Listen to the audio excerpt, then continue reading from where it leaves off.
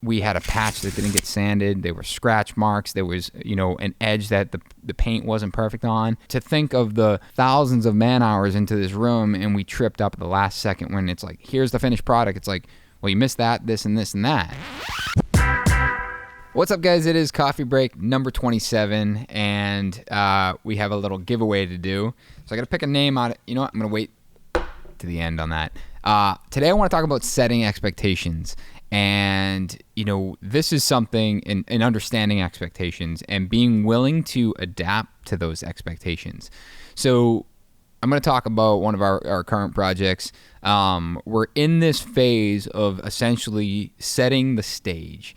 Basically whatever you want to call it, a mock-up room, essentially going through the motion in one particular room to figure out what the level of expectation is with the client. If there's an architect or designer on board, this is a really critical part for this, because there's things that, we have to take into consideration. And what I mean by that is like the human aspect of what we do. And this particular job, we're talking about plaster and paint. So plaster, it's troweled with a 12, maybe 14-inch trowel, traditionally by hand, back and forth motion. It's not a machine operation. It's a very hands-on, human delivered product. So there's going to be this level of imperfection. So this particular job, they want the utmost care and really a very high level of execution. So we're not just using these 12 to 14 inch trowels, we're using these long format straight edges. Think about if you've ever seen a mason do a patio, and they're basically screeding the underlayment or the sand or whatever completely level and flat like a mud bed. You're setting this perfectly flat surface. We're doing that on the walls and the ceiling, so it's a very slow, methodical process. And we're setting the stage for this level, a very, very high level of execution. Now, to dig into that, it's, we're doing everything from all the corner beads are metal and they're getting soldered together, and then they're hand filed to make sure that the corners are perfectly square. Walls are completely plastered to a 32nd of an inch flatness across all planes. You throw a level on it, it's dead level, or dead plumb. You put a level on the ceiling, it's dead level. Obviously this starts with framing, but it goes to another level with the plaster and making sure inside corners are perfectly square. There's so much to accomplish there. And if we look at a more traditional plaster or drywall product, it's a little bit more fast-paced. And that's not a bad thing. It's just a different level of expectation. And, ultimately, the question might be, well, will I ever notice? Will the client ever notice? Why are you spending all this time? It doesn't really matter. It's going to look the same at the end of the day. That might be true in certain circumstances, but we're dealing with a very contemporary space and a lot of light and shadows. And when you have things that are coplanar and that align and parallel with each other, the way light casts through a window and lines up with something, like all of those things are going to be these experiences that the client gets to see when they live there. So when things line up and they're really intentional and they're really flat, it just gives it this sense of just really well thought out and really well executed. Now, again, going back to setting that expectation, that was a conversation we had with the client. It's like, what do you want these walls to look like? Are we looking for a really, really high level of execution, a really, really high level of flatness? And we knew we were, because we were setting the stage with plastered in lights and plastered in outlets and things of that nature. And it became really, really complex and really, really time consuming from a man-hour basis. So, the man hours it's so incredibly methodical.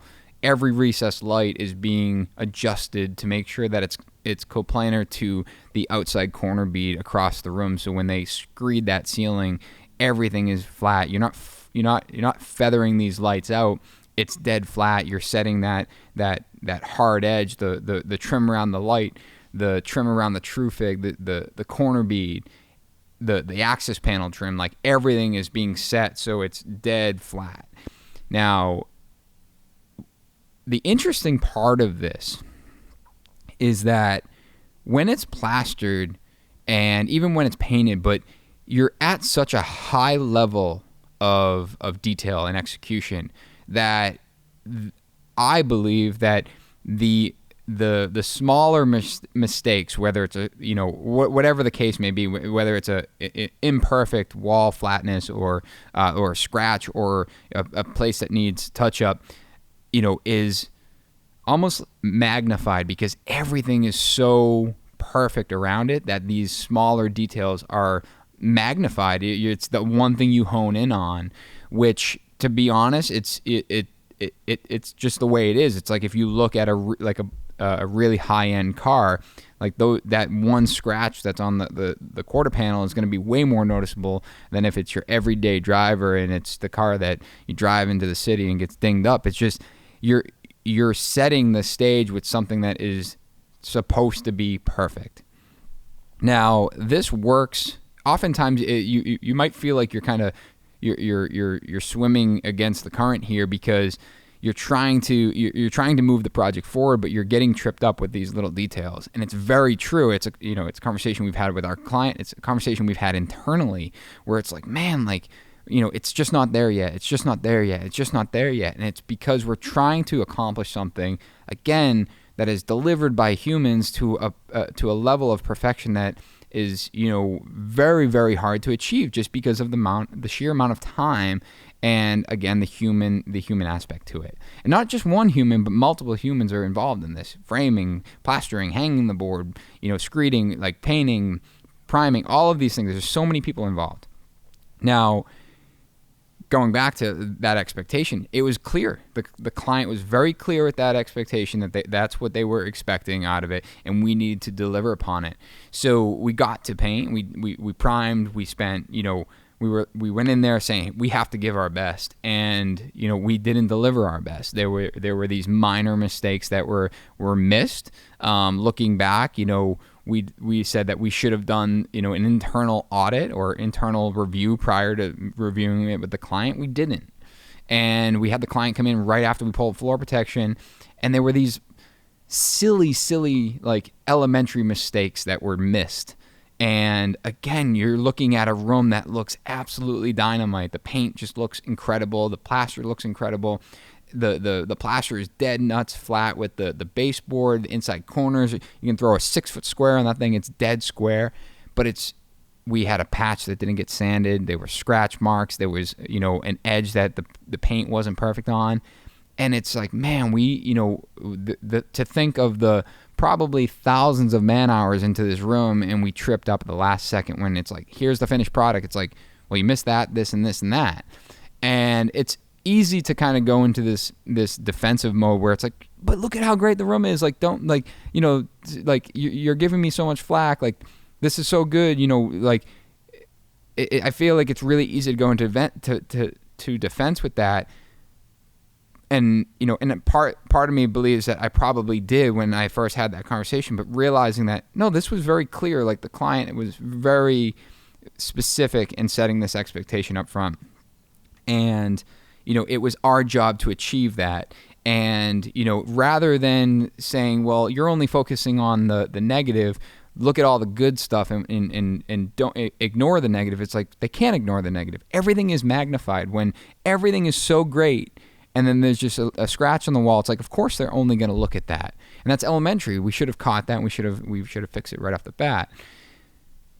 But it's our job. It's our job to understand that expectation from the beginning. And when we go through that, that's why we did this room. That's why we did this mock-up room, to understand, to make sure we were delivering to what they were hoping for. We didn't, so we correct those things and we bring it to another level, and we make sure that we regain that trust, because they expected this. They were clear with their expectations. Yes, they might be to a point where it's like, man, they're just driving me, but it's understanding that expectation. Now, I know you guys are going to talk about the financial aspect of it. Yes, that plays a huge part in every one of these decisions. Our goal is to be very upfront. Like, if this is our expectation, we're going to bring in the people that can deliver that expectation.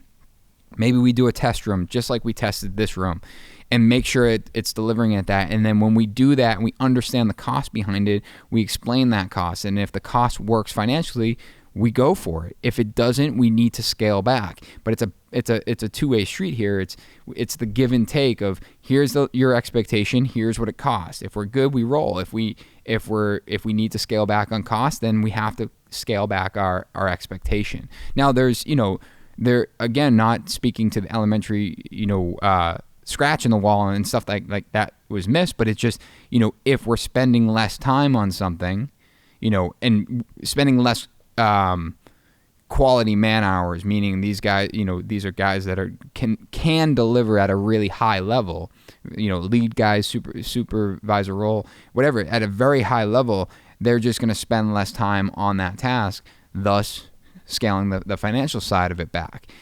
That, and I'm talking at an extreme level, but this really goes to everything. Having a very clear expectation from the client, but making sure that you're upfront with what that costs. And to speak quickly on this, it's making sure that if that expectation is high, that they understand what that cost is upfront. Because if the financial side doesn't support it, then the conversation has to be that you have to scale back, and the level of expectation or execution has to scale with it. Because if we're going for a lesser cost, then it's probably going to be faster to do because we're going to spend less man hours, which then costs less money. And being upfront with the client is absolutely crucial. Being upfront with the architect, all of those things, it's absolutely crucial. Again, goes back to communication. So, this is a perfect example of setting an expectation, understanding it, not hitting the mark, and then adapting and being open to adapt and being open to the fact that you can take criticism and you can improve upon it. And I look at this and, I think about every project we do. It's, from a culture standpoint, it's really, really hard because these guys pour their absolute hearts into their work. And when it doesn't meet someone's expectation, it's really easy, and rightfully so, to take that personally. It's like, man, I worked so hard and they just didn't like it. And I think what that comes down to, and something I'm currently trying to improve on, is the delivery and the delivery to the team, and explaining that, listen, if you didn't make a mistake, I made a mistake in explaining what the level of expectation was, or giving you or empowering you to redo something or rip something out, or take more time to do it because you felt like you were squeezed for time. And I think that's the biggest thing. It's like these guys go into it thinking that they have a set amount of time or money and they have to work within that, when oftentimes there might be the opportunity to spend more time or spend a little bit more money if the expectation is going to require it. So I hope that gives you a little bit of insight on setting expectations, maintaining expectations, and having the willingness to adapt to criticism. Let's get to this giveaway. So what are we giving away? We got a Hive notebook, and this is actually great timing because I think Ken's running out of them.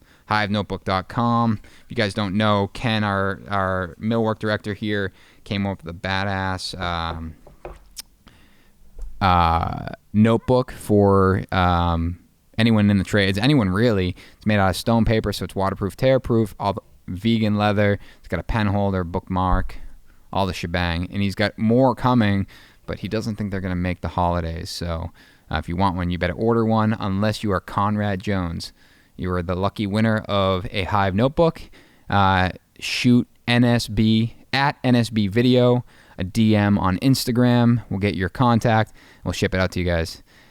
Till then, make sure you guys drop a question below this video if you want it answered in an upcoming coffee break, and we'll see you guys next week.